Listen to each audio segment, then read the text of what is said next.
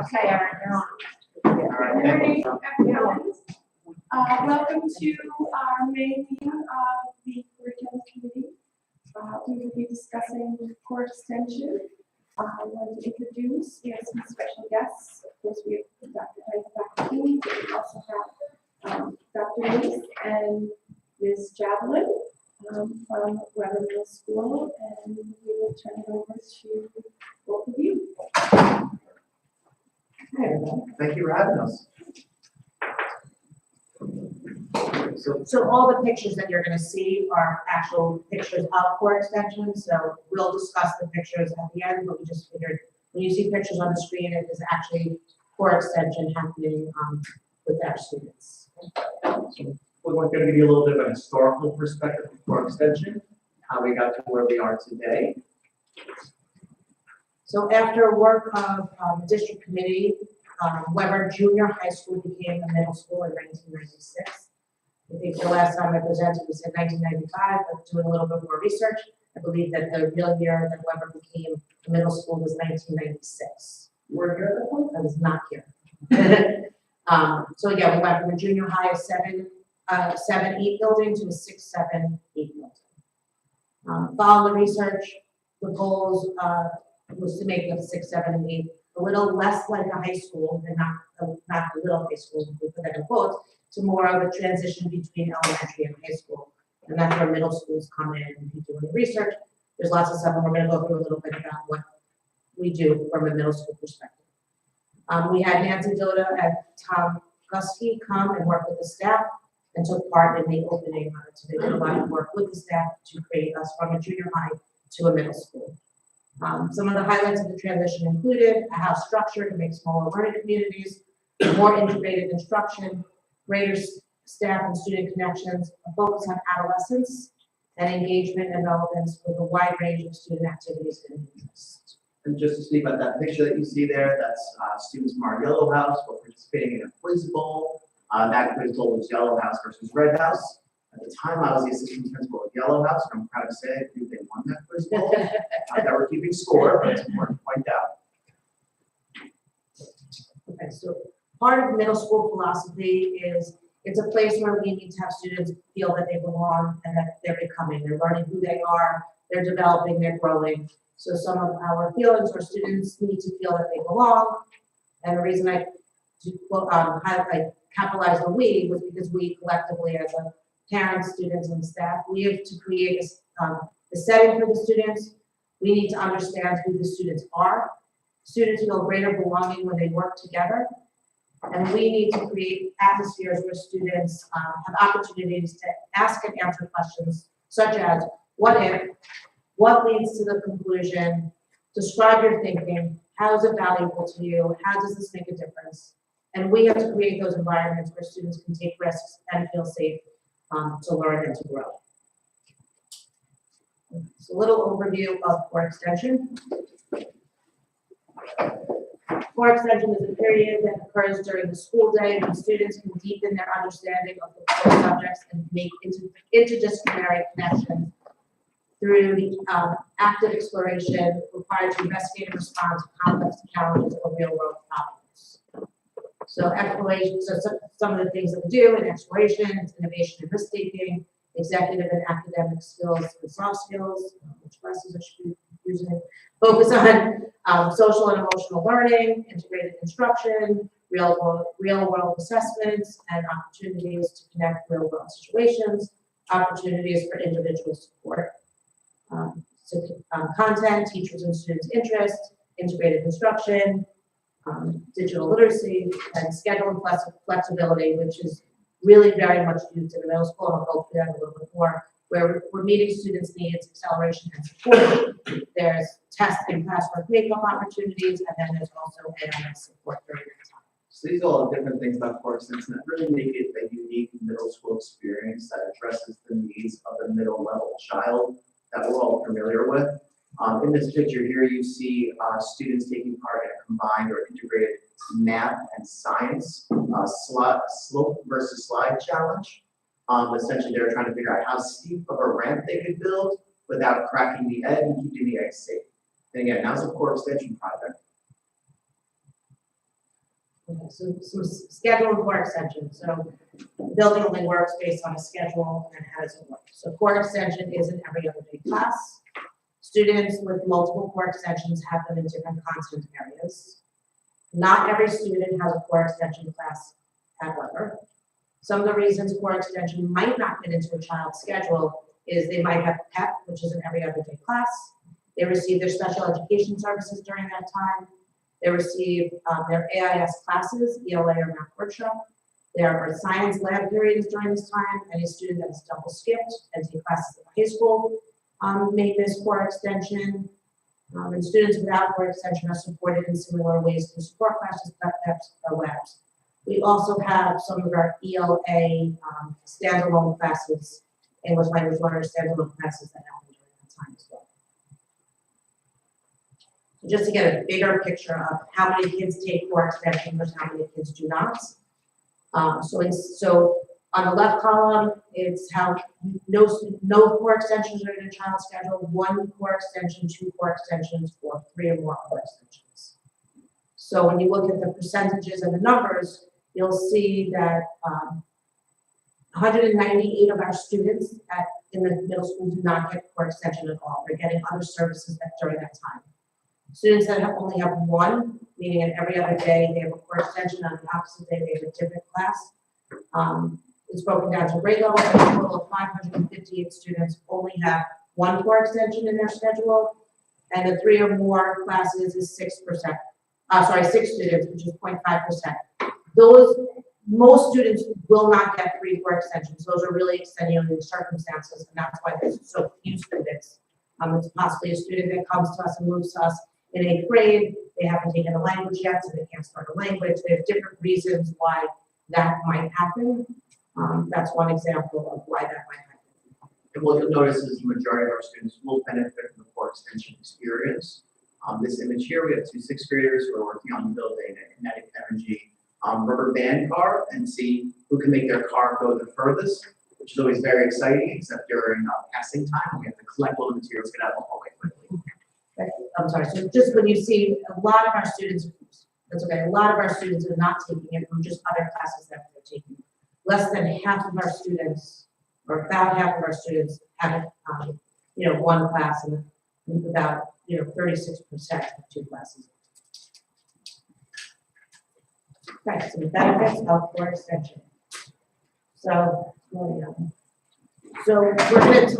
we've tied core extension into Portrait of a Graduate to show you where we're trying to go with our students and why this is a valuable course in our building. So core extension for Weber is really the heart of Weber, and it's really an excellent experience for our middle school students.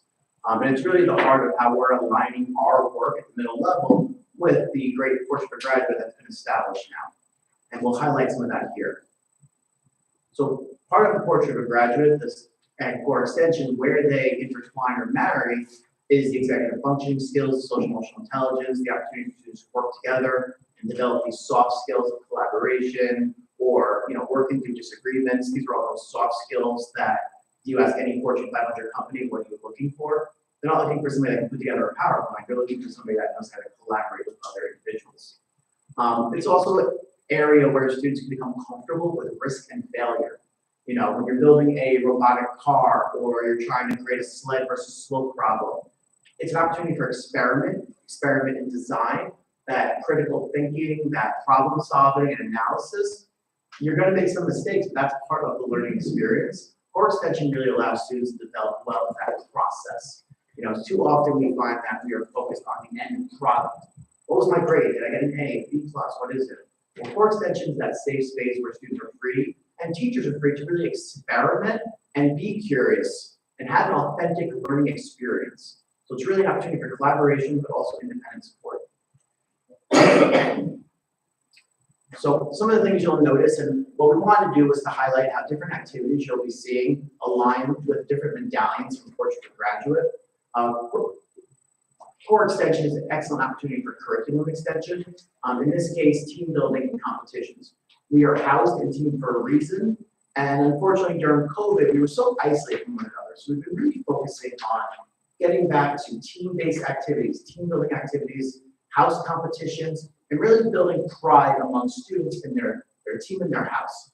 So here we see some team building activities. We had a red versus yellow chess competition. We have students who are working on team building activities, which really work on communication skills and how can we get the golf ball from point A to point B.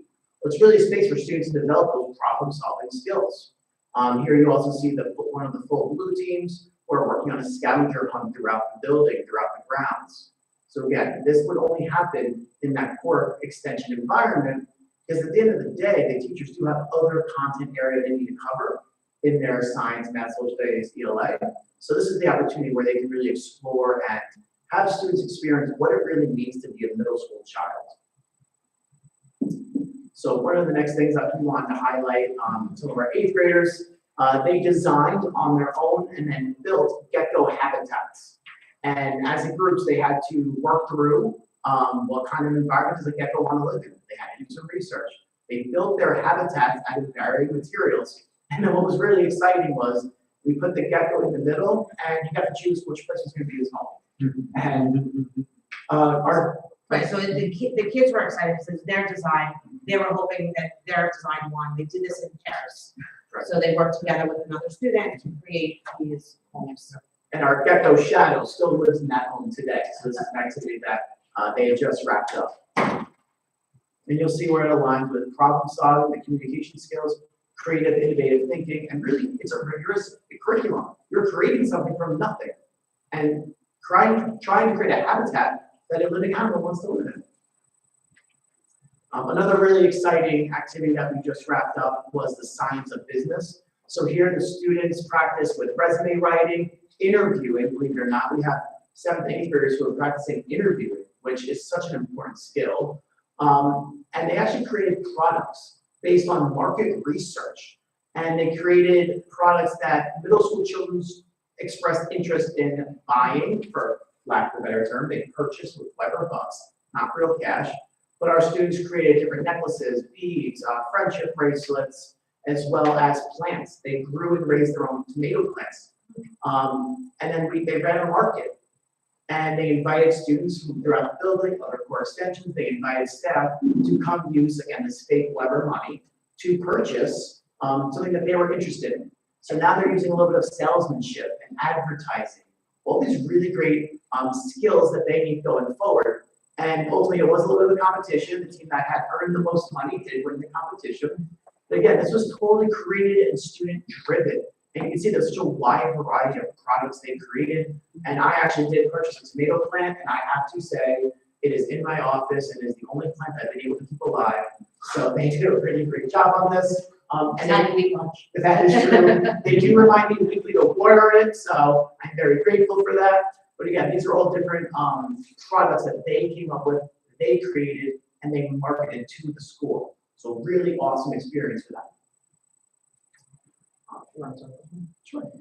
So part of our foundation grant, we are working with Helen Keller ASL committee, and the first part of the grant was to have them come and just present to our staff to gain interest. After the presentation to our staff, some staff came to me and said, we want this in our core extension this year. We want our students to learn from people, that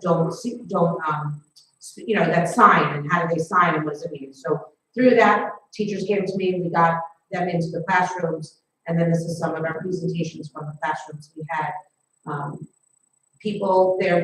students are learning sign language, they're speaking to real people that need to use sign language, and they're getting a full experience of sign language through core extension. You could continue. So can I really can't think of a better way for our students to embrace diversity than to bring in different experiences for them, which includes speakers of sign language, signers, as well as introducing them to yoga and having them participate in yoga exercises. We can certainly see the benefits of that. The research is there. So we talk about life balance and we talk about that social emotional intelligence. And truthfully, that was something that, we as a staff were like, well, how does that look? What does that look like? Well, it's showing students ways that they can manage their stress and manage emotions. And one of the strategies that we've been implementing was yoga. And it's really been a great experience. As you can imagine, middle school children were a little hesitant at first. And now they're asking, hey, when's the next time we're doing yoga? So it's really been a great experience for them.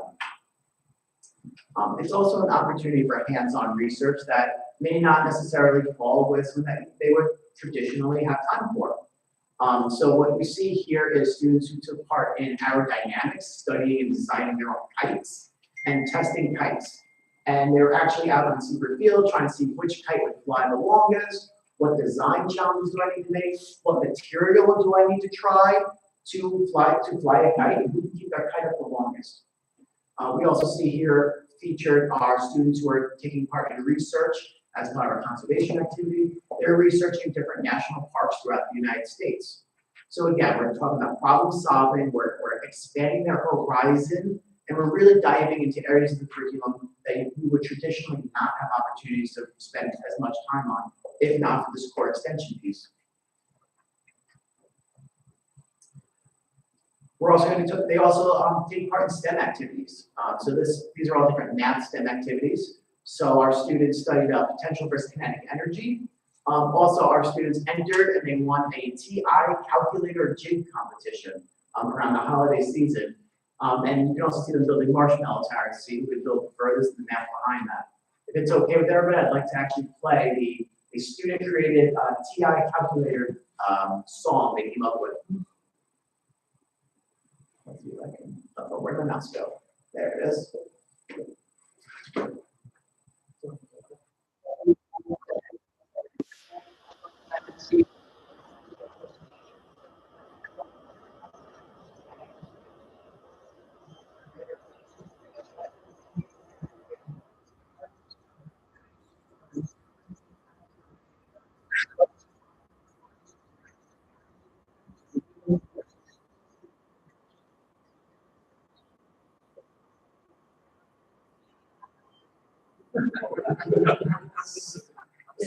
So you see, our students created that. They created the little jingle, they came up with the music behind it, they had the lyrics, they created the video, and they actually sent this video to the TI Calculator company, who sent them a bunch of free swag. And if you know anything about middle school children, they love free stuff. So here they are rocking their free t-shirts. They also got some bags and things like that, and they're super excited to show them all. So, you know, it was really, really a great little video they put together. Right, so it's taking what they learned in the class and just extending it in core extension, AKA core extension. Lost my mouse again. Here, here's the picture. It was that good, we're gonna watch it again. So one of the things they're doing in social studies as part of core extension recently was studying the Holocaust, taking a much deeper dive. The social studies curriculum, especially in 8th grade, only grows larger. Quite literally every day, there's something new that they'll have to learn about. And every year that passes by, think about it, the social studies curriculum expands. So how do we embrace empathy and diversity? How do we understand global citizenship? And how do we really get students to understand the atrocities of the Holocaust? So we want to spend as much time as possible in certain areas. So here in the photos you're seeing here is students went to the Holocaust Museum, and then they studied the artwork and poetry from a concentration camp they studied. And they created ceramic butterflies that are still displayed throughout Weber, honoring the lives and the memory of the victims of the Holocaust. If you haven't had a chance to go through Weber and see the butterfly display, it is amazing. It is constantly expanding every year. These are students from this year who completed them, and they will be put up, I believe, over the summer once they are painted and done. Core Extension also offers us an opportunity to connect literature, art, and history, right? Oftentimes we think of these as separate disciplines because that at the high school is how they are taught. But at the middle school, we have the benefit of integrating them. And that's based on Core Extension and our teaming. So here students studied the Stone Age unit, the Neolithic Revolution. They then also read the book, a nonfiction book, Maru of the Winter Caves. And this really helps students imagine what it's like living 20,000 years ago before civilization as we know it existed. So students are then able to demonstrate their understanding and their mastery of the curriculum by creating dioramas based on scenes from the book. And if you ever read the book, it's absolutely amazing, and it helps students bring these scenarios to life. Now you're not just reading about what it might have been like 20,000 years ago. Well, now you're putting in the creative thinking, the problem solving, and you're working with a group to create a scene from that nonfiction piece. And what's really great about that is the students have to collaborate. They have to decide what material are we using, what scene. Okay, what would the forest have looked like 20,000 years ago? What would the snow look like 20,000 years ago? What animals were around? What were they hunting? So again, students who are demonstrating their mastery of the curriculum in a way that is different than a quiz or a multiple choice exam. And they created just a museum walk where the students had to go around and rate, that's what you're seeing here, rate and discuss the other projects that students made. So there's also feedback from student to student. And this was made possible again by collaboration and between our social studies teacher and our art teacher.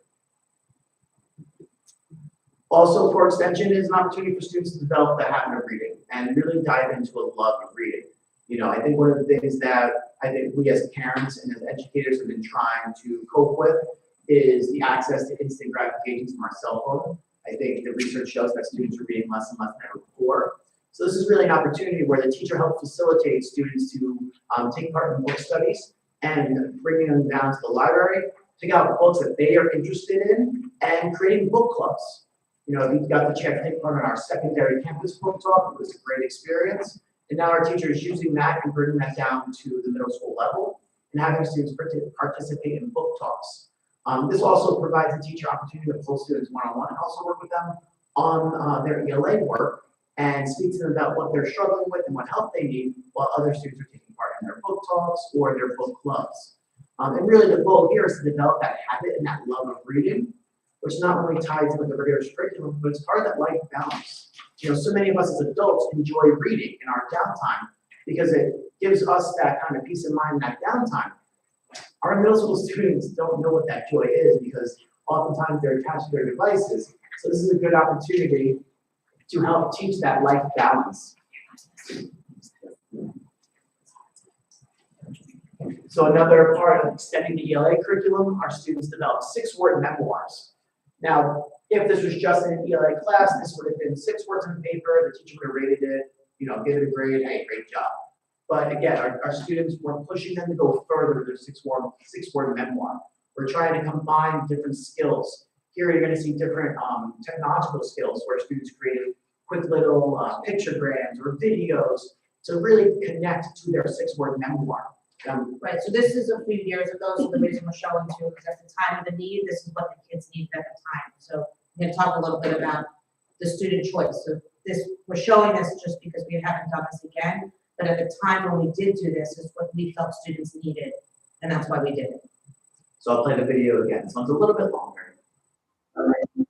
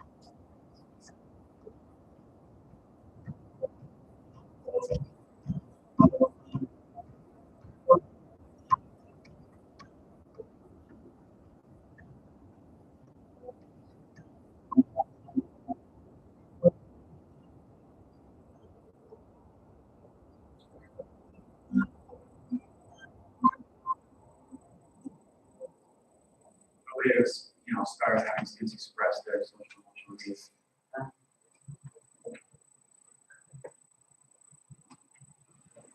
But again, we did this project, or, the class did the project because they felt that students really needed their voice to be heard. We needed to hear how they were feeling during that time. So it's the part of core extension that we use sometimes is what kids need is what we give them at that time. Did they make it that sound as well? They did the whole, they designed the whole thing. So we took what they did in English and then they created the video, right? So another example, we talk about how can we embrace diversity? How can we get different historical figures? And this is an absolute terrific example. One of our science teachers takes the science curriculum a step further and actually researches famous women scientists that often are not spoken about, they're not part of the curriculum, they're not part of the state standards. So how can we show our young female students that they too can be scientists, they too can be leaders in STEM fields? I know myself having a daughter, I want her to have that experience and know that there are scientists out there that look like her who have done amazing work. You hear the movie Hidden Figures. They help man on the moon. And that's not in the curriculum.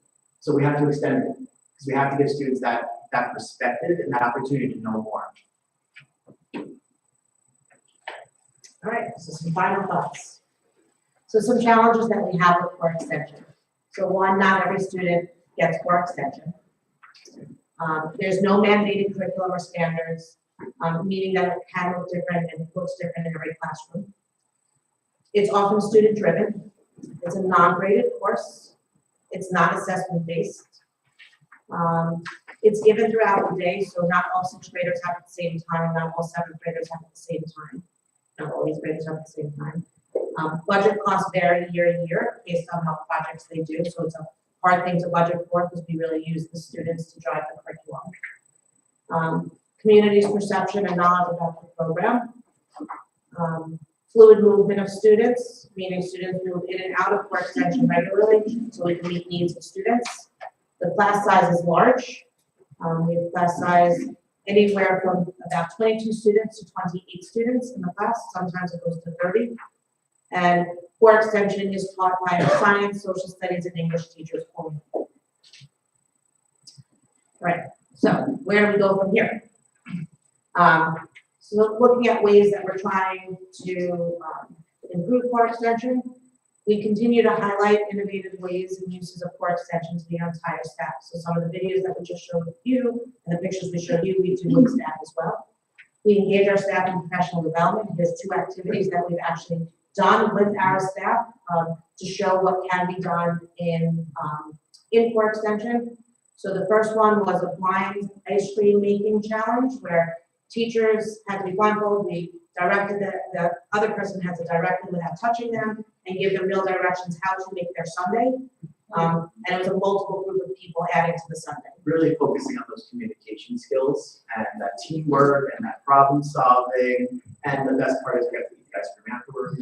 And the direction giving, right? Like, so students giving a direction. Like, I'm sure a lot of you heard, like, how do you make a peanut butter sandwich? Right away, they go get the peanut butter and put it on the bread, but they never tell you to go get the bread. So it's also teaching students how detailed you need to be, which then goes into writing, it goes into other subjects. So that was an activity. And then the bottom one, we had teachers create launchers. Makerspace And the challenge. Makerspace Challenge. There were groups of teachers that we picked for them. They weren't allowed to pick them, just to also show them how group making can be made. We threw material in the middle. They had to grab whatever material they felt they needed for their challenge. They weren't allowed to get any more once they got their stuff. And then they had to do rocket launching. And the targets were, we made a bullseye, and it was myself, Mr. Mace, and the 2 other assistant principals. So their goal was to make sure they launched good enough so they could hit us with their target. And we used mini Little pumpkins. pumpkin candy. This to do was, that. yeah, so we spent some time doing this at our last superintendent's conference day, which was in October, so it was right around that season. So it was a pumpkin launching challenge, and I will share with you, I've never seen pumpkins flung with such speed and accuracy as when the targets were us. Yeah.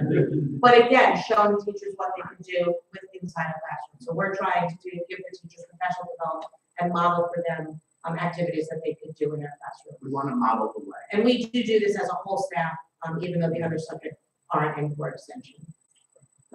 We're considering making core extension a quarterly class.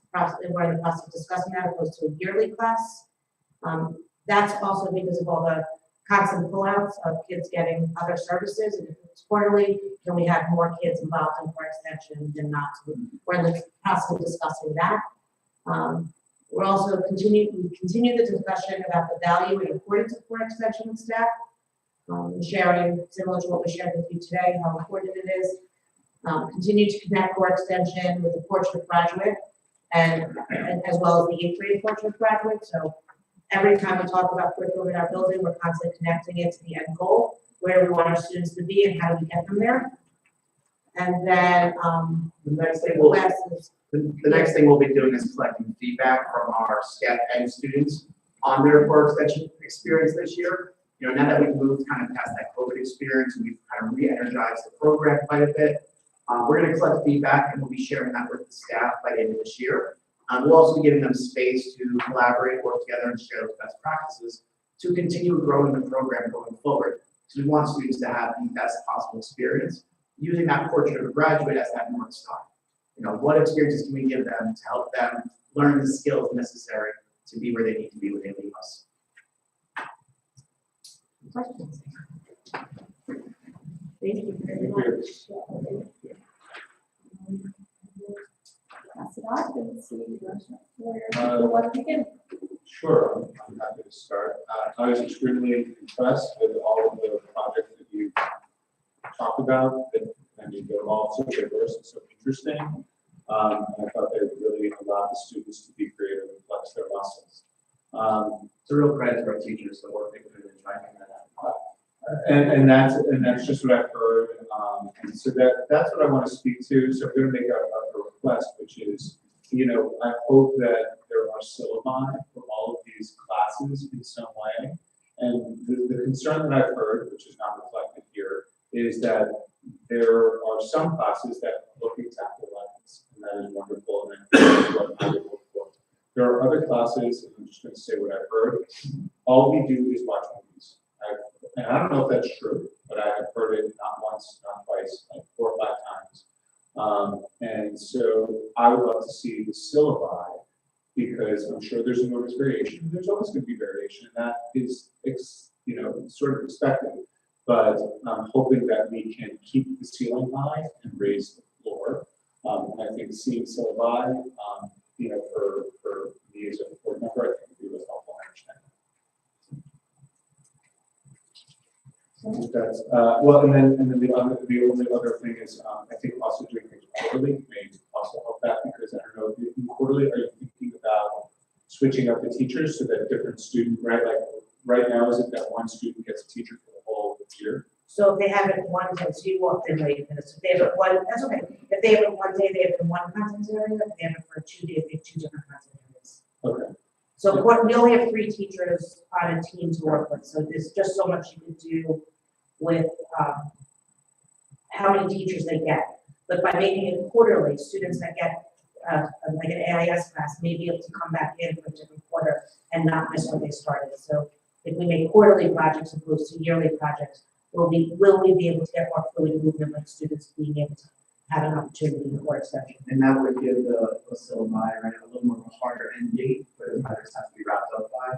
You know, one of the great things of Weber schedule is the flexibility where students, I need support in math, I can go to math workshop for 2 or 3 weeks. Once I'm more confident, the teacher feels I'm ready, I can move back for extension. So it's always balancing that, okay, we're in the group and you need the support. So it's that flexibility that is so amazing for our students. But we're constantly looking at ways how can we vary that experience while not losing that support, because we do feel that support is important. And how do you balance the 2 experiences? Okay, but it doesn't sound like what it would do is it would not give a broader extent, right? Like there's only 3 teachers that you could have, and you're already having 2 of them for most of the students, so it's not going to expand the teacher variety. I think is the, you know, I think that it would be one potential value to doing the program, but it's not going to expand that. It will, right, so the only staff that we have available are the English, science, social, English, science, and social studies teachers, so it doesn't really expand the way that you're asking. Those are my questions. Thank you for the presentation. I'm in a time warp. I can't remember when you did the last core extension. Was it last year? 2021. 2021. And I remember seeing highlights like this and thinking, this is almost like the whole school enrichment in elementary school, where the kids get to, it's not graded and there's no assessment and they get to have fun and explore and learn. And to me, whether it matters or not, that to me is the essence of education. I almost think it's, you went back, I mean, toward the end, and you wrote that a challenge, one of the challenges was it's not graded and it's not assessment based, but that can be a good thing. That can be a real more of a motivator for kids because it saves them from a lot of the pressure, I think. Correct, it allows them to take more risks. It does, allows them to take more risks, and that sometimes leads to some of the best outcomes. So I have written down the issue with consistency. But you're already addressing that. You understand that. You guys identified it. So, but I've also heard about the movies from real life experience and also from other parents. And I'm wondering, obviously, you're going to choose to highlight the best of core curriculum. If there was something that was the worst of core curriculum that you didn't want to put in here, that is a challenge that maybe you didn't include, what would that be? So I'll address the movies, because I think that, I've heard the same thing, right? So I said, I think it was yesterday or the day before, I said to the, we had core extension, what would it look like, right? And I believe it was, I think you were the one that said the movies piece, right? So I'm a social studies teacher by trade. Originally, I was a social studies teacher, and I've been a history nerd. So when posed with a question, right, if you could teach anything that you think would engage students, what would you do? And my first answer was, well, I would do history analysis through film. And, for example, teaching early American history, The Patriot is such a well-known movie, and there are certain scenes that I would show students, but then you have to compare it to, well, is this factual? Is this what really happened? The gentleman in the movie is a Southern plantation owner, who at the end of the movie frees his slaves and they all decide to live kumbaya and build houses together. Is that an accurate description of what the historical timepiece would have shown? Okay, so now we've taken a step further. Let's compare fact versus fiction. So going back to that movie question, I absolutely think there's a time and place when used wisely and used with the intent of showing and comparing. One of our other assistant principals has an English background, Romeo and Juliet. You can do an entire comparative analysis on the different versions of Romeo and Juliet, comparing it to the different versions even in the movie. I think there's Leonardo DiCaprio, who's probably 25 years old now. How is that image, how is that curriculum or that content different than the original play source? Right, so it's not going to dive deeper and to explore those questions, because I think one of the things we're experiencing now with this wave of technology and information is students take things at face value. And it's on the screen, it must be true. So, okay, if it is, let's do that additional research and find out how much of it is true, right? Is there a bias involved in this film or this production piece? So I think there's an avenue where we should be exploring that. But I do have the movie. Right, so if people are watching films, we expect and we need to work more of that. Speaking with those teachers that are showing films, to do more of the analysis and comparing, because it's okay to show film as long as there's education that's going with it. It's not okay just to show a movie without discussing it. But I purposely asked the APs because we're all different subject areas, right? So math doesn't do core extension, but I said if I was doing core extension as a math teacher, I would be doing like the stock market game, or I would be doing, building, like architect. But we do architect in the classrooms. We also have to be careful that we're not doing the same things that we're also doing in a classroom. Because they're already getting architect, right? So, Okay, so I have no idea who Nancy Buda and Thomas Dusky are. there are two gurus of middle school education. And was there a suggestion, so how did core extension come to be? Was there a hole in the schedule that had to be filled? Or was it purposely to be built into the schedule? So I believe when it was created, mind you, I wasn't here for that piece of it, right? I believe when it was created, so a lot of times it's pull-out classes for students that need extra classes. So when you do a pull-out class, then you're missing something else. So I believe that it was created to ensure that students that needed other coursework were not missing other coursework. So this is above and beyond the curriculum. It's not the need to know, it's the want to know.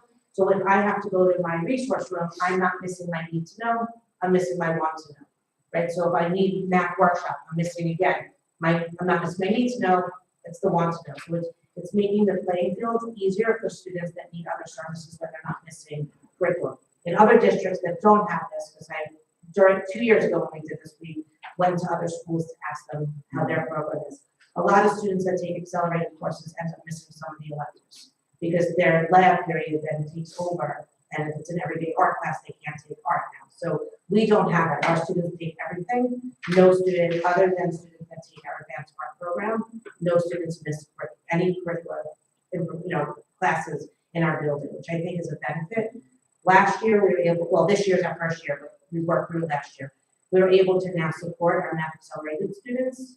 So students that are on the cusp and not doing so great, thanks to Dr. Feeney in our conversations, we were able to now do a workshop for our advanced kids. So kids that are struggling, they come out for a quarter, they get support. Now, we only do it on a quarterly basis. This is where the quarter idea came through that we're discussing.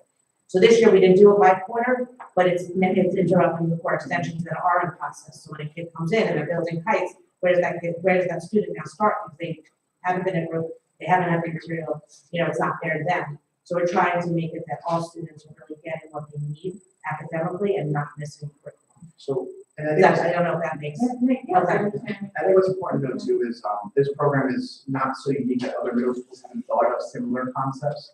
If you look at other middle school schedules, there are things that they call core enrichment, and when you start asking, it's really the same model. Some middle schools call it win time or what I need time, so there are similar models that are out there. And I think it's important that we take our step further. Our students don't lose out on the art, facts, and technology to get that support. More music. More music.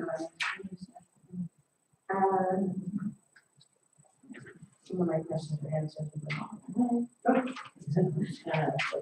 It's a strong presentation. Very strong presentation, and well thought out, and I appreciate it.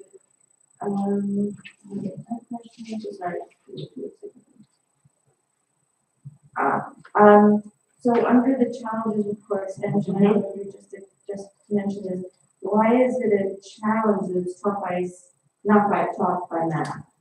So you write that it's taught by science teachers and English teachers, and my question is, why is that considered a challenge? So what I've also heard that people want electives in middle school and choice.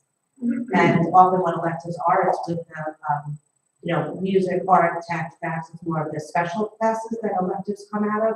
Those teachers are all teaching. So I don't see it as a challenge as those teachers are teaching it, I see it as a challenge more so that the other teachers aren't available to teach it. So when a lot of times when I speak to parents, they want to know, why can't my child take another tech course? They love technology. Those teachers aren't available to teach a core extension. And another challenge was there's no mandated curriculum or standards, which means it can look different in each class. I don't have a problem if there's no mandated curriculum. I guess you're talking about from the state, correct? However, and then it leads to inconsistency, which was one of my comments. So in improving core extension, I don't see here, I'm missed that. I don't see here where you're trying to make consistency or have some type of inner curriculum, right? Yeah, so one issue is that we also keep it, right, it's student driven. So a student could come in and say, I have a question, like, why do we give homework? And the teacher then, I was in class the other day where they were debating how much homework is valuable and how much homework is not. So if we have a syllabus or have a curriculum, we can't do that. It can't be student driven on their interests. So a lot of times students will say, I want to do this, can we do this? And a teacher will be able to turn around quickly and hit the needs of and interested students. Like the video we showed from 2021, we found as a staff there's an interest of hearing from students. So they created a 6-minute memoir because we really wanted to hear where students were so we can help them better. So that's what's hard about that's the good part of not having a curriculum, but it's also a bad part of not having a curriculum because then it can look very different.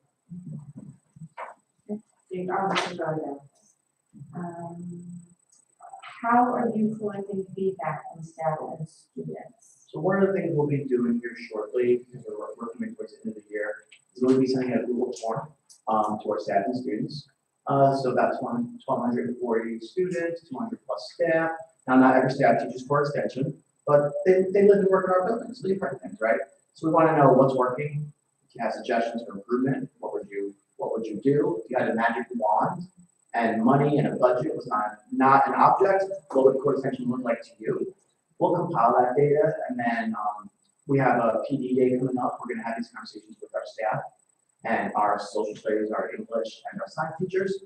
And we're gonna share this feedback, and it's gonna be lead into some department planning time, where we can kind of share these ideas, right? So students are saying they want to see more of X. Okay, how can we address that for next year? And again, that's something that we're implementing to improve the consistency that you're describing. And it's part of the feedback loop. You know, really the students are our end users here. They're the ones experiencing it. We want to make their experience the best it possibly can be. So, on one of the larger school visits that we did, actually, I think we did both, we happened to come upon the ASL, right, which is fabulous, but it's a grant. So it means that it can't necessarily be, and if there was a best practice or a best project, right, it's harder to replicate that in another class or house without that grant money. So is that being addressed in some way? Yeah, I understand it's also student driven, but that's. Right, so that went faster than I even anticipated that to go, because that was really, we were just introducing the staff to it, because it's an important piece, right? Our high school students are doing visitations and doing some more work with the Helen Keller Center. So we really wanted to give them the interest, so that when they get to high school, we're kind of giving them the interest. So we started with the staff, not thinking it was gonna grow the way it grew. We had a tremendous amount of staff interested in it. So then that makes us say, if this is something you're interested in, I need to budget for it, right? So that's when we were talking about budget implications. So let's say I bring in, we're bringing Voices of Freedom in anyway, but since Kevin's here, I'll just talk about Voices of Freedom. That we're doing through our, through our social, our 8th graders, we're all seeing that. But if that was something that was just in one core extension, and it was something that was valued and we felt we needed everywhere, then we bring, I would have to know the following year that that's something I need to ask for budget for. The problem with the ASL is they don't have enough people to do all of our core extensions. So it's not on there as a challenge, but another one of the challenges are if we were to go somewhere or if we were to do something, how do we reach all of our students? Not every facility or not every grant that we get can manage all those students. I appreciate the time you put into this and your desire to see if there is value in the program, where the value is, and to improve upon that. Okay, just a couple of, so much of it has been covered, obviously. But I'm sorry to be liberal for a second.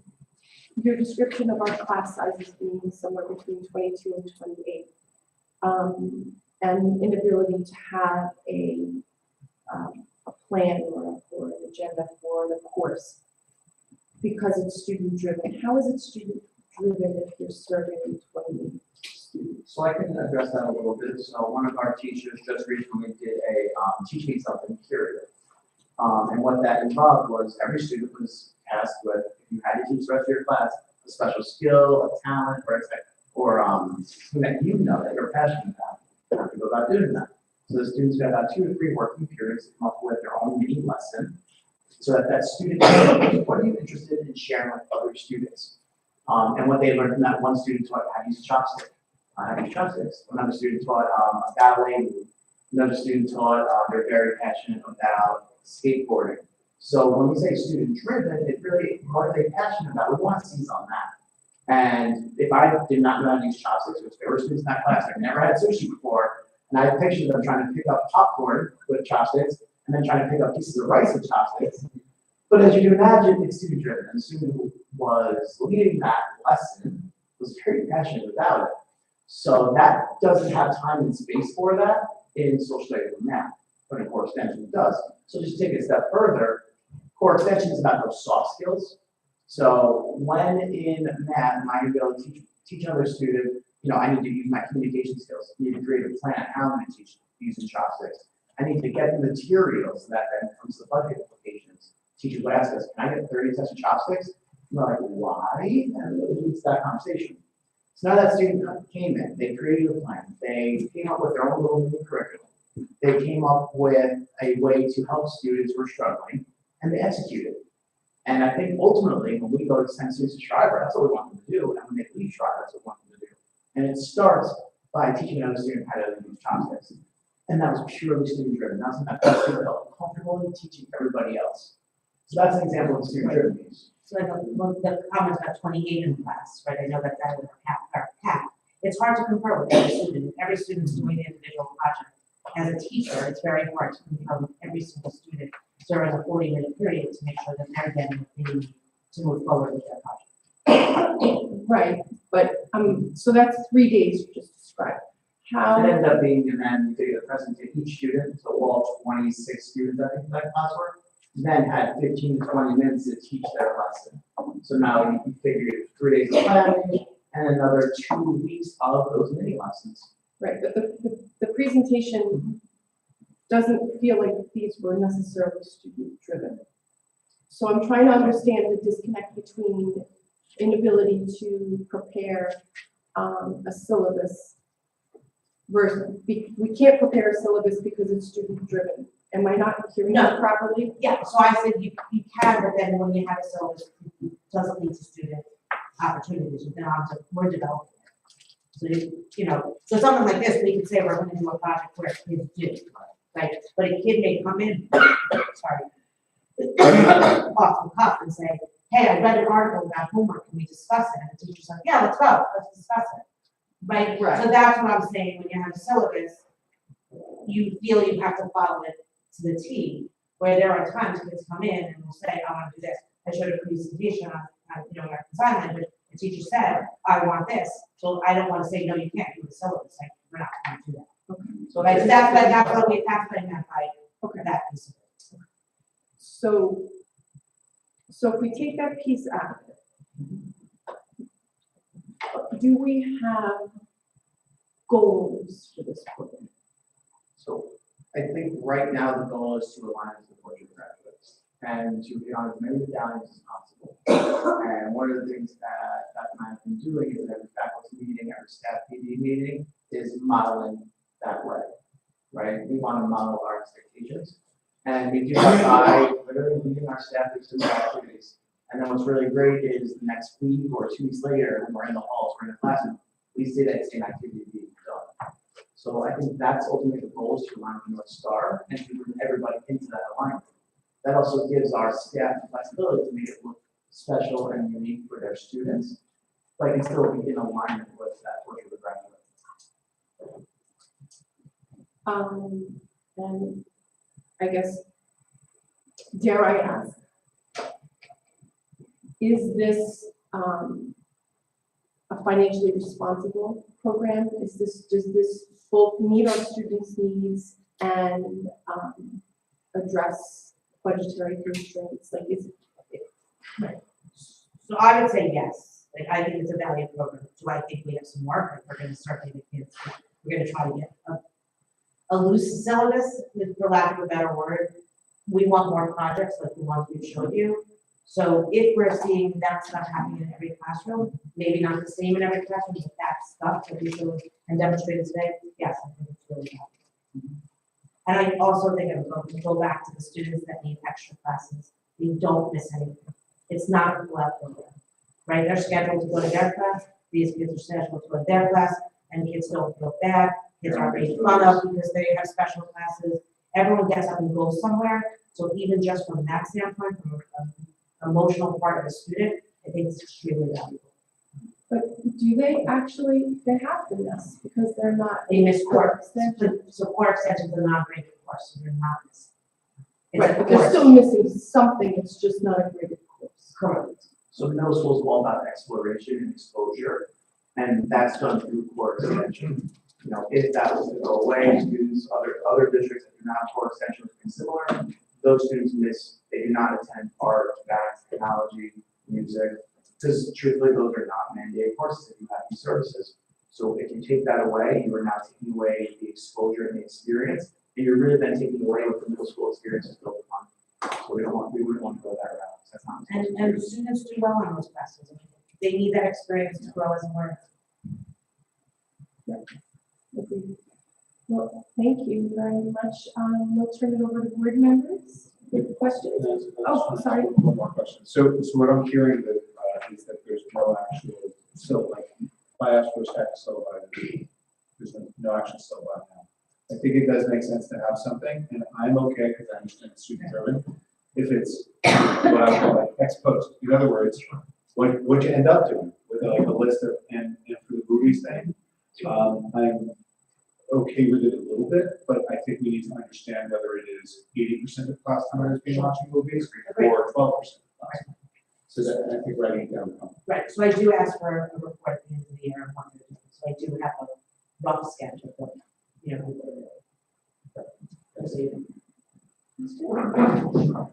Thank you very much. What I actually did at the beginning of this meeting is that Boris mentioned, I actually wrote it down for part of the letter. And so I appreciate what you said about how it is the exploration part of the emotional, how children are between the grades of 6 to 8, their emotional exploration and getting exposure. So I appreciate that. So I'm gonna ask the question actually a little different. Why change it to quarterly? Because it sounds to me that there is a value to the every other day.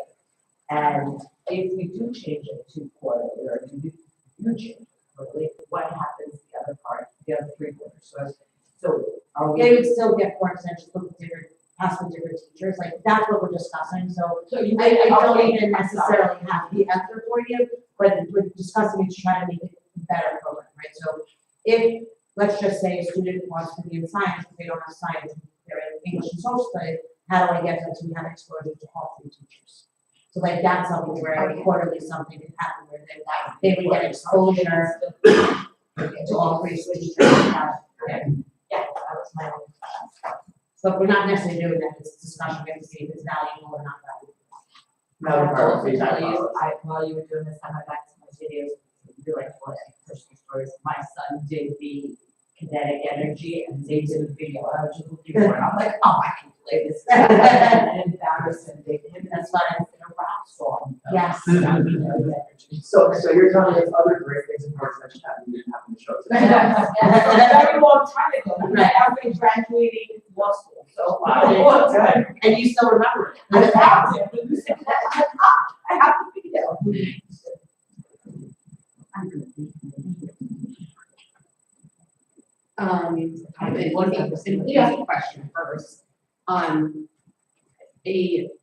think the president of the Retired Teachers Union was recently telling me that when 6th grade originally was moved, it wasn't organized the way our 6th grade is organized now. And it was that you were with your same teacher for English and social studies. They had 2 teachers. Right, so that like it was more like elementary school in the bridge. I'm just wondering if that, does anybody know who's sitting here? Did that change happen when we changed the name? No. It's So, totally separate. no, so go back in history a little bit, and I don't really understand this, I've been trying to understand it for 20 years. They had something that was called team study. Team study then became core extension. I don't know when that exactly happened. There was something, from my understanding, with the Board of Ed way back when it didn't like team study, and then it was converted to core extension. So team study was, my understanding, was more time where students got more of an extra help type of class. And then I think the board, even it was before 20 years. I'm here 20 years. So before I came, they changed it to core extension because they felt that teachers were just sitting around and working with students individually on what they needed, and it became more of a curriculum-based course. Right, so the 2 teachers was more of an academic. We did do that, and we changed that, I want to maybe say 10, 15 years ago. And we made it a little bit more departmentalized, which made it a little bit more like high school, but we felt from a curriculum standpoint of moving kids in each subject area, it made more sense. But core extension questions, I think, obviously the examples for the presentation is great, right? There's not anybody who would want their kid to be exposed to this curriculum, and like, nice job with it, you're doing for movies, right? Like, you want to pull people to your side, the promotions.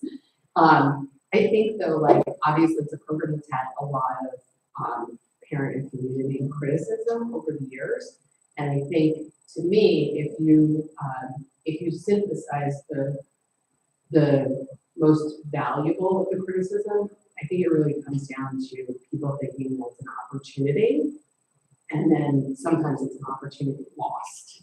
And so if it's not going to be a study hall, if we're paying a teacher to be in it, how are we making use of that time to make it a valuable experience? I think every example you gave was a valuable experience, and every parent who's gone through middle school could tell you probably that their kid had some of those and some that were less valuable. So I love that you're doing professional development and really looking at the program. I'm wondering about, I'm less concerned about having syllabuses because I do syllabi, because I think I understand that this is a little bit, supposed to be a little bit more of a freewheeling program. We're giving the teachers the latitude to explore what they want and hopefully really dig into something they're passionate about, something the kids are going to be passionate about. And I've seen a lot of that happening on the ground. Problems when you don't have anything, sometimes you are going to end up with some that are a little more lackluster and a consistency issue. So just wondering, like, what the oversight and accountability looks like, and if there's a way to strengthen that, not necessarily with an official syllabus, but is there anybody that people are submitting their idea to in advance, explaining what they're going to do, and can that be strengthened at all if it needs to be? So the answer is no and yes, right? So they submit stuff at the end of the year, so we know what activities they're doing. Throughout the year, we have talked about getting into core extensions more, right? So from an observation standpoint, we don't often observe like physical, like state mandated observations. We don't observe core extension, we observe the content core areas. So yes, we need to be around more. One problem that I see, right? So the talk is amongst the community that core extension is so bad. We don't often hear, my child's in so-and-so's class, why are they doing nothing in core extension? I think I've gotten one of those phone calls in my 20 years that I've been here. We want to address. So we want to address it, right? So if I'm walking by and I see a movie on Macbeth, let's just say, or a Romeo and Juliet, I'm going to assume that they're going to have a conversation in the next few days about the movie, and I can't always get back in the next day. So sometimes the feedback from the community to us is really important, opposed to just everyone talking behind, let's say, our back, for lack of a better word. So that's one way of us addressing it. With our questions that we're going to ask the staff, we're giving it right back. We are going to be very honest with staff, from the student feedback and from staff to staff feedback, without obviously using names. Because I think from people seeing, I love it because I'm doing X, Y, and Z, or I don't like it because kids are telling me they're watching a movie in another class. I think teachers need to hear that from teachers also and hear it that way. So I think through our discussions within our faculty meetings and our building meetings, we're going to hit a lot of that. And then our goal next year is to really get into classrooms to really see what's going on in core extension. And I think it goes back to what Dr. Fox said before, where yes, you want to raise the ceiling, but we also need to raise the floor. So that's the work we're undertaking now. And while it's taking us time to get there, because COVID might have thrown a monkey wrench of those plans, I'm comfortable in saying that because we have worked for a graduate, aligning what we're doing will get us to that point where our floor is raising, but so is our ceiling. And some of it just comes down to exposing teachers to different technologies, different strategies, and creating that space. Because as you know, our building's large. I may not know what's happening on the other side of the building, right? So while our common planning is usually focused on our core classes, we're creating that space now to talk about specifically core extension. And hopefully teachers will start planning together for that, which will create more commonality. I mean, to that end, it sounds like the answer is there isn't now, but maybe there will be, like some way for teachers to have best practices being shown on that. And I don't know that best practices is even the right term. It's more like a place to show off for how awesome what you did is and how much the students love you as a result, right? Which is another form of accountability, right? Because I'm sure, a dedicated educator wants to have feedback from the kids that they liked being in that class and absolutely experience. And then also, we should be lifelong learners ourselves, right? And we should constantly be growing while we're discussing core extension again, right? We should constantly be looking at what we're doing as teachers. We should be looking at what we're doing in the classroom. We should be looking at what we're doing as administrators to create the best programs we possibly can create for our Washington students. Just one last comment, and then I'll turn it over. I kind of think, having seen the good ones too, especially as you get into middle school, you can see this mindset set in with a lot of kids where like homework equals bad, assigned equals bad. Well, you know, you love reading, but they told me to read the book, so therefore bad, right? And I think that there's also an opportunity here because it's more freewheeling to have it be showing kids that like, look, learning is actually awesome and fun. And we're doing this because we feel it, not for an We're gonna trick you into learning. not to be graded, but because exploring ideas, you know. Right, that's why we don't is want it exciting. graded. That's why we don't want it graded, because we want kids to see that you can learn without a grade. Once So you, I once don't you know put if a there's grade a way on, to make that message more explicit to them. we can certainly share that. So once you put a grade on it, our concern is the focus becomes the product and not the process. But I hear what you're saying, and I think, you know, when we talk about like our sixth grade orientation, we talk about our first day assemblies we have with students, we talk about our staff welcome back. We can absolutely make that message more consistent, and focus on like what you've done, absolutely. I mean, I think it's a good message to your students, but to me, I think it ties into SEL, right? Because if you're enjoying the fact that you're learning, it's not just a stressful, onerous, I have to do this, but I will say, And part of it is adolescence. Like, I think we have to remember, I really believe middle school is 3 years for a reason. I think it's the hardest years that students go through in their life for lots of different reasons. They're growing physically, they're growing emotionally, they're growing socially, and they're learning all this all at the same time. And they're expected to learn curriculum, and they don't want their parents around them. But yes, they do want their parents around them. I don't really want my teacher telling me what to do, but I do really want that, right? So they're really struggling from themselves as a whole. So I truly believe middle school is 3 years. It's the shortest time students are in a school. I do believe it's for a reason. They're like bouncing off the walls, and you know, we have kids that are this small, we have kids that are this tall, we have kids this wide, we have kids this skinny. I mean, literally every single thing that imaginable in our building, and they're trying to figure out who they are.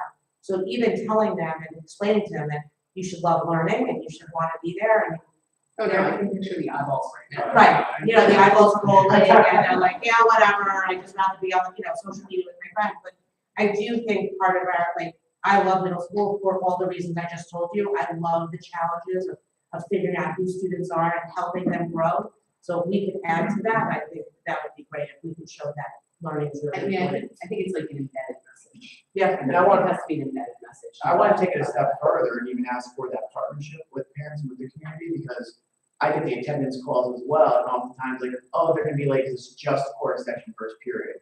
Or I'm pulling them out for a doctor's appointment because it's just an encore class they're missing. To us, being middle level educators, every experience is valuable. And we need that message to be as consistent as possible, because if they're hearing it at home, then they're not gonna value what we're doing. So that's really where that partnership needs to come into play. I have a comment as well, but as you're like looking at the program, I think it's a very valuable program for everybody. That I think, you know, these projects that you showed are amazing, but someone mentioned the term of study hall. I just want to say that because it's student driven, you know, if I wouldn't as a parent, and I don't know if I'm in the minority, have an objection if sometimes once in a while, like when it is driven by the students, if they want court, if they need core extension to be a time to catch up with work, get their homework done. I sometimes hear, you know, especially having a child who, you know, struggles with academic work. I have so much homework because I didn't finish it all in class. And so if you don't finish it all in class, it becomes homework. So I just want to say, as you're evaluating it, like doing like the awesome projects are great, but also sometimes, you know, I think one of the big differences between what I'm seeing in high school and middle school is that in high school you have free periods and in middle school you don't. And I could see how that translates to like the amount of work that my kids are doing after school. So I just want to say that like as a parent, sometimes if the kids, you know, it's okay to not always, you know, be so driven, and core extension is an opportunity for that. That I think has value as well. Can you promise me you'll be here in 2 years when we do this again? We're not doing this again, I'm just kidding. And the concern is that we're giving kids study halls and too much time to work. No, I hear that. I've been here for you. I'll come back. Right, so I wanted to, like, on your comment, right, we have 1,200 parents in our building. We have some that feel that the way you feel, and then we have some that needs to be strictly academic, and we have to figure out the balance between them, so. Yeah, no, Thank I you for I that. totally understand, but I just wanted to, give that other side. Absolutely. Thank you for this. As a parent of kids who have not yet been through Weber, this is really the first I've ever heard from you, from the school, about core extension, beyond what I've heard from parents and members of the community, so I want to thank you for that. But to that point, and to Rachel's point about sort of imparting the message on kids that you should want to learn for the sake of learning and that it's exciting and fun and valuable. I think it's almost more important for parents to have that message because, kids are in school, they're going to do what we tell them to do, but parents are the ones you're going to hear from if they don't see a value in the program. And having been through the Weber orientation debate, having a fifth grader, and just gone through the curriculum conversation, none of this was discussed. And it would have been so valuable to hear this during those curriculum conversations, so that when parents of fifth graders do get there and they say, well, I'm considering how to do all that, they know that this is what it is. So I think that would be a really valuable thing. And just to the point around it being a quarterly class, the more I'm hearing in here about consistency, accountability, oversight, I wonder if moving to a quarterly program would allow you as administrators more frequent feedback, more opportunity for reporting from students and teachers, and more the ability to adjust more quickly if you do find, oh, here are 2 quarters where we've heard not great things about one particular core extension.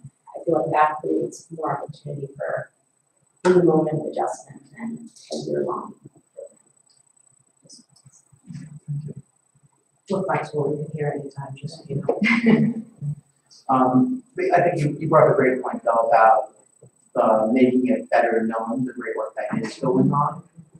And I agree with you, there's space that happens, so thank you for that feedback. I would love for each of those teachers who we heard during the curriculum conversation to present one thing that they did in core Yeah, extension to show how the work translates. I wrote that down. Great. So thank you. Are you still, I didn't know if you're making that much. Okay.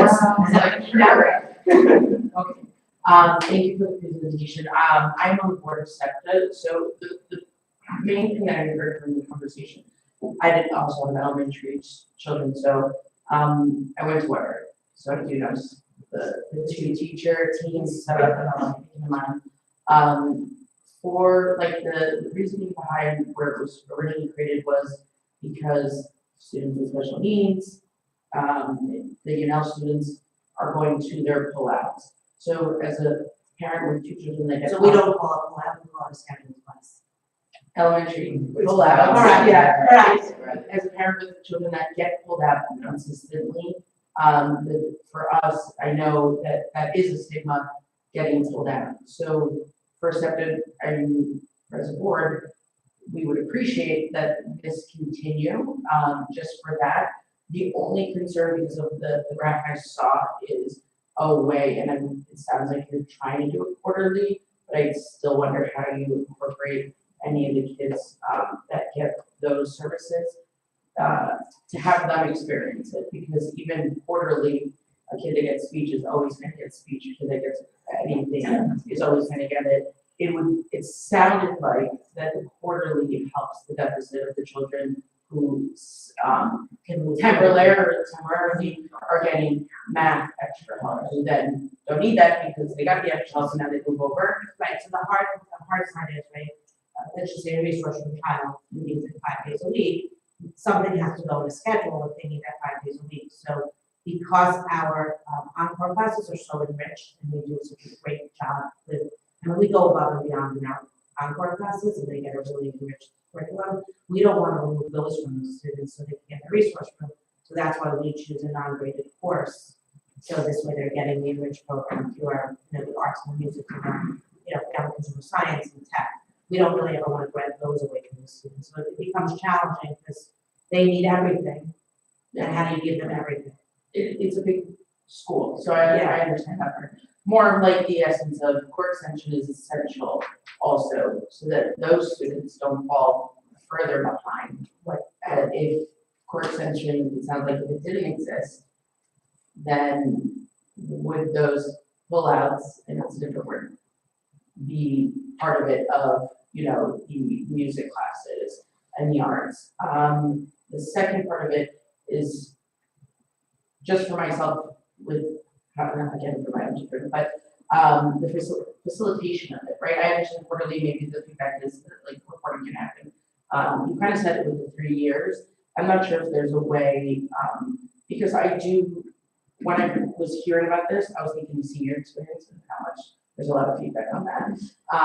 And similar feedback of facilitation of it and how it looks different from everyone. If there is a way aside from like, the feedback is what it is from the parents, right? Also, you don't know, but sometimes you know a little bit.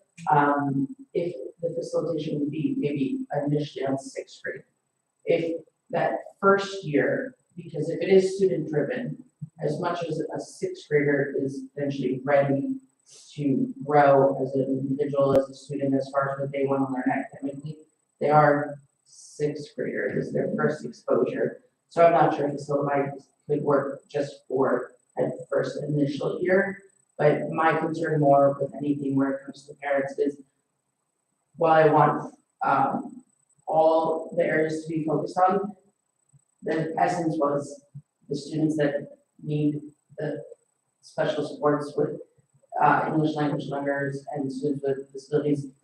So I'd always want something improved, so that doesn't get downsided either, so that we don't reverse. Right, just so you're aware, our earth science kids that are, you know, we consider our Excel kids, they miss core extension too. It's not just, there's lots of different students that don't take core extension for other things they're taking. Our 7th grade accelerated math students who need additional support miss core extension also. So I don't want you to think that it's just weak students or special ed students or ENL students. It's a gamut of mix of different students for different reasons. I don't know also find it as a negative. I understand the importance. Like as a parent, especially, you can prioritize what we need to prioritize as well. Right, and then the pullouts, we don't want, and especially in middle school, kids start to be making fun of for different reasons. It's, I think in elementary, it's a little bit more fluid that people are coming and going from classrooms. That doesn't happen so much in middle school, so when people come and go from classrooms, I do believe that stigma happens, and we really want to prevent that. So much so that we've actually moved to a digital pass system, so the student gets on their Chromebook and not a pass handed out in the base. Because we do want to be cognizant of that, and students get to move when the bell rings, and I don't know if you're going to the counselor, if you're going to speech, if you're going to resource room, or you're going to core extension. It doesn't matter, you're going somewhere, because that's what the middle school experience is. I just want to, well, first of all, I want to see if Dr. Hines or Dr. Feeney have anything they wanted to say about this. No, not much. Okay. Yeah, for me, I mean, you talk about the feedback loop. The most important one for me is the student. In years past, was there a way of collecting feedback? Have you done that before? No. So this is something new that we're able to do because we're one-to-one. This is really, and also Beth and I have been here now for 4 years. So they have that during COVID. So this is something that when you start to kind of set the course, what is the next year, what does the next 3 years, 5 years look like? This is something new we're implementing to improve the program. I love the fact that you're aligning it to the course. I think it's great. For me, and how extensive is the feedback? Is it like 1 or 2 questions, or is it? We're building it, and so there's 2 things. So where are schools to watch, for those of you that don't know, so, thank you. So that is an honor, and we're a school known nationally that other schools could come and look at us because we give a really good middle school program to students. One of the things that we are addressed about and known for is our core extension and what it does for our special ed students, for our ENL students, and things like that. So we've never done a survey because we've always been known for getting credit for this, and it being one of the wonderful things in our program. Since we were asked to do the presentation and know that there's some negative feedback coming from the community, we were discussing about how do we get feedback from really the people that are sitting in the class? So, you know, a middle school kid will come home and tell you they hate everything, because that's what they do, if they tell you anything. I mean, What'd you learn today?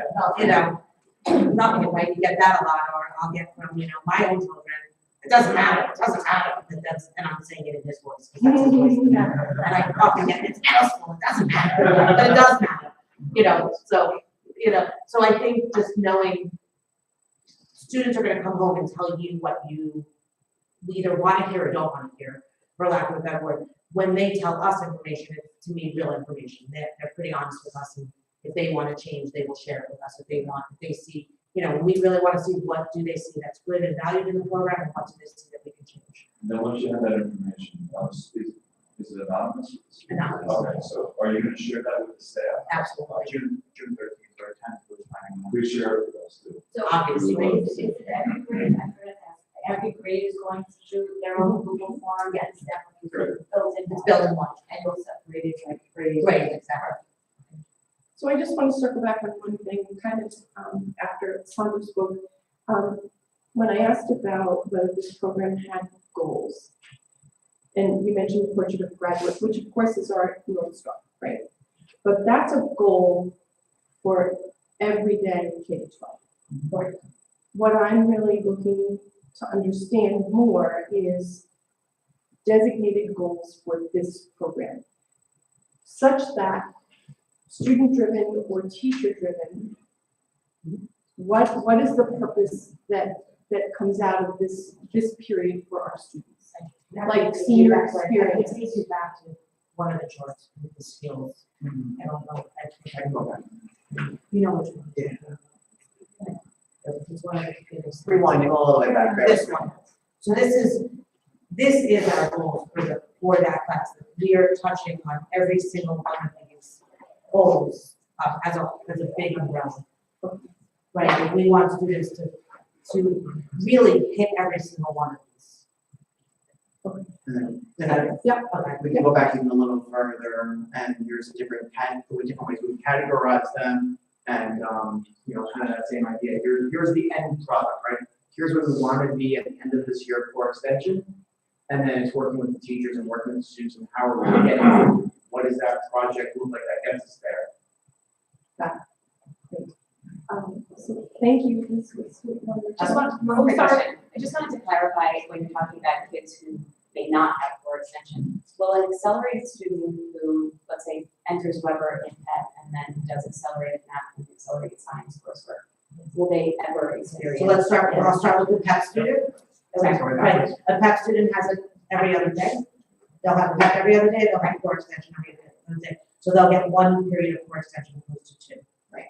It's an every other day class. Someone in accelerated math, if you don't need, in seventh grade, if you don't need, you know, a little extra assistance in the math, you'll get it for 2 days. And in eighth grade, if you take earth science, you will have it for 1 day, similar to like that. So we try to make it that everyone can get it. Unfortunately, if you don't, you know, everyday resource room, it's both. Every other day resource room, you may get it. However, we also have math workshop and ELA workshop. That also students miss core extension for. But those are flexible grouping, ELA and math workshops, your schedules for it. If you're all of a sudden succeeding in those classes, we'll move you in and out of the class. If you're struggling in math and English, we'll move you in. So this is also used as a fluid movement back and forth as well. It opens up that if we're doing, let's say, geometry and you're really struggling, then we'll move you into math workshop just for that unit. Great. And I just wanted to clarify that when you say they miss core extension, they don't have core extension, doesn't mean they never have core extension throughout their correct. experience. Some students may not, right? So the Right. students that have the none, they may never have it, right? Unfortunately, they just may not based on their needs and their schedule, right? Thank But they're still getting artifacts, technology, and PE. It's a low percentage. Rachel? Something is important to note, the kids who are not getting it, they're not sitting staring at the wall, they're getting something else. Correct. That they need. Right. And as far as a profile graduate and all of these skills we talk about that they need to be doing in every single class, it's not just core extension that they're getting these skills. These skills are really throughout the curriculum. The difference is we're given state curriculums with guidelines. This is a little more open-ended where we can do a little bit more. I have one more question. Right now, a student's assigned, you know, it comes out as part of their schedule, and they might have one or two of the content areas. Has there been any discussion about putting more student choice into it? So that if a student really likes English, really likes science, really likes social studies, and that's what they want to dig into, that they can choose the content area, if not also the content of class. We tried that when I was in AP actually, so before COVID, we tried that. The problem is I have class size of 28, right? So if I only have 3 teachers and they're all 28, it's hard to put choice in there. Because then if everyone picks English, they all can't have English. They only have these 3 spots where someone can go to. But we did try it. The problem is that you only have 3 choices. So you're still getting filled into classes you don't necessarily want, right? So it became challenging. We did try to do it. I believe it was when Dr. Shields was the principal that we tried to do it. I said, can I try this with my team? He said, go for it. So like I tried to be creative in doing it. I think we did it with 2 teams. And I tried to bring 2 teams together but there was some good and bad that came from it. It wasn't as clean as I would have liked it to be. Just like core extension as a learning experience. So it's a place to try things. Is it something you'll be thinking about again, or? I always think Do you about it, because I think choice is important in the middle school. We don't really give choice in the middle school in reference to coursework, right? You can choose your language, you can choose your music. That's all our choice that we give. We obviously give choice within the classroom. So it would be, in some ways, it would be great, just, again, because they don't teach it all the same period, the choice is limited. Because there's 28 in the class, the choice is limited. So those are the challenges that we would need to work through it. You know. I know the schedule. And then sometimes in middle school, I know you're gonna be shocked by this, but like, you know, I don't know, Dr. Mace is teaching a class, I don't care what he's teaching, I just wanna be with Dr. Mace because he's cool, right? So you get a lot of, or, Dr. Hines and Dr. Feedy are signing up for Dr. Mace's course, so I'm just gonna sign up because I wanna be with my friends. So you don't, unfortunately, in middle school, you sometimes get the challenges of them not really picking their real choice because they want to be with their friend or they want to be with the teacher or things like that. So there are challenges that come with that, but nothing's off the table. Thank you for this discussion. I really appreciate the time and the presentation, and look at us finishing on time. Happy Friday. Our next meeting is June 15th, Friday. And we will be discussing the initiatives of this year as a full update. We hope to see you then. Bye. Thank you. Thank you.